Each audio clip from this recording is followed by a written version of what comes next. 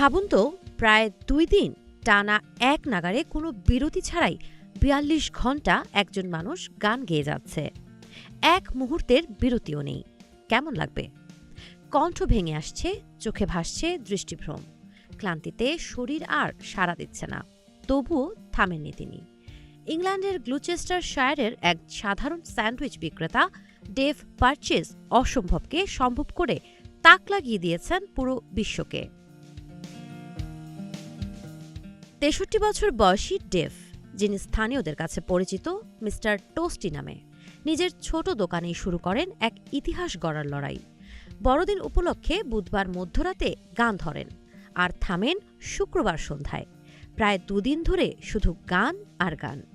Guinness world রেকর্ডসের লক্ষ্য নিয়ে Dave বেছে নেন বড়দিনের ৩৮টি জনপ্রিয় গান। জিঙ্গল বেলস থেকে মারায়া কেরি, হোয়ামের কালজয়ী সুর।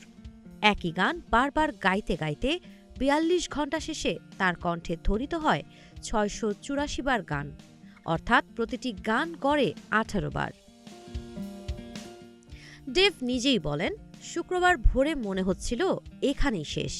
ঘুমের অভাবে অদ্ভুত সব জিনিস দেখছিলাম। গান গাইতে গাইতেই ঘুমিয়ে পড়ছিলাম।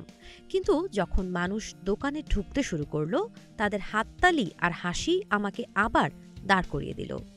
এই লড়াইয়ে ডেভ একা ছিলেন না, পাশে দাঁড়ায় স্থানীয় গানের দল।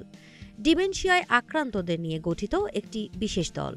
কেউ স্যান্টা সাজে, কেউ রেইনডিয়ারের পোশাকে। পুরো এলাকা পরিণত হয় এক চলমান উৎসবে। ডেভ ইতিমধ্যে গিনেস কর্তৃপক্ষের কাছে ভিডিও ও প্রমাণাদি পাঠিয়েছেন। এখন শুধু আনুষ্ঠানিক স্বীকৃতির অপেক্ষা।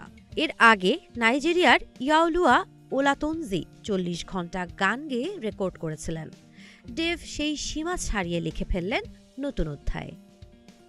সাবা খান, নাগরিক প্রতিদিন।